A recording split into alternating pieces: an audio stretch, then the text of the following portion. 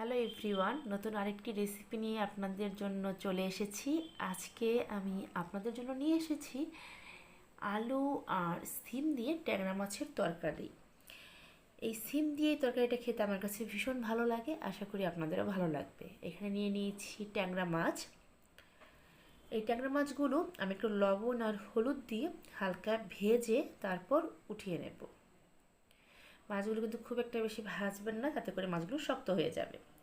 এখন ওই মাছ ভাজার তেলেই আমি রান্নাটা করব। এখানে আমি দিয়ে দিলাম পেঁয়াজ কুচি। আমি 4-5টার মতো পেঁয়াজ কুচি এখানে দিয়ে দিচ্ছি।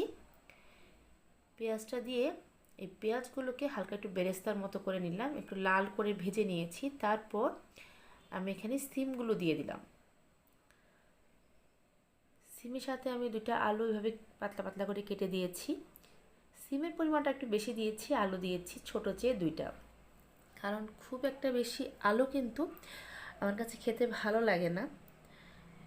এখন আমি দিয়ে দিলাম হলুদ গুঁড়ো 1 চামচ। আমি হলুদ গুঁড়ো দিয়েছি। ঝালের জন্য দিয়ে দেব 1 চামচ শুকনো মরিচের গুঁড়ো। সাথে আমি দিয়ে দেব 1 চামচ ভাজা জিরে গুঁড়ো। আপনারা চাইলে জিরে গুঁড়োর পরিবর্তে জিরে বাটাও দিতে পারেন।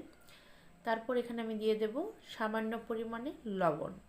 লবণ দিয়ে এই সবজিটাকে আমি ভালো করে কষিয়ে নেব। আর কষিয়ে নেওয়ার সময় কিন্তু সামান্য এখানে আমি জল দিয়ে দিয়েছি, যাতে করে মশলাটা পুড়ে না যায়।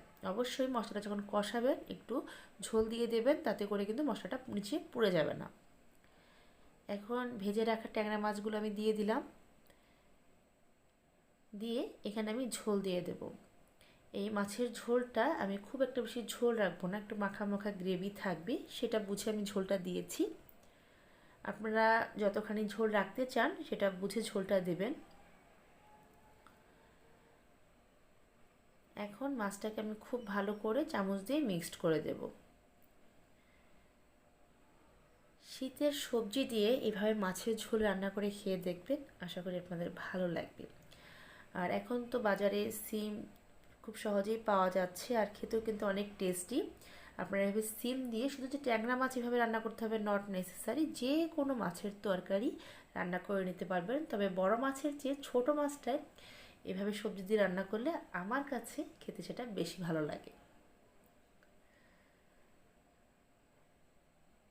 আমি মিডিয়াম হিটে মাছটাকে রান্না করে নিয়েছি। তরকারির ঝোলটা কিন্তু অনেকটাই শুকিয়ে এসছে। আলুটা আমার প্রপার হইতে সিদ্ধ হয়ে গেছে, সিমগুলোও সিদ্ধ হয়ে গেছে। এর চেয়ে বেশি আর আমি ঝোলটা কমাবো না। এখন টেস্ট বাড়ানোর জন্য আমি এখানে দিয়ে দেব ধনেপাতা কুচি। ফ্রেশ ধনেপাতা কুচি আমি দিয়ে দিলাম 1 মুঠ। আপনারা অবশ্যই যারা ধনেপাতার ফ্লেভারটা ভালোবাসেন, ধনেপাতা পছন্দ করেন, তারা নামানোর আগে এরকম ধনেপাতা কুচি দিয়ে তরকারিটা নামিয়ে নেবেন। আশা করি আপনাদের ভালো লাগবে। হয়ে গেল আমার শীতকালীন সবজি সিম আর নতুন আলু দিয়ে ট্যাংরা মাছের তরকারি। আমি বাটিতে সার্ভ করে নিয়েছি। আশা করি এই রেসিপিটা আপনাদের ভালো লেগেছে।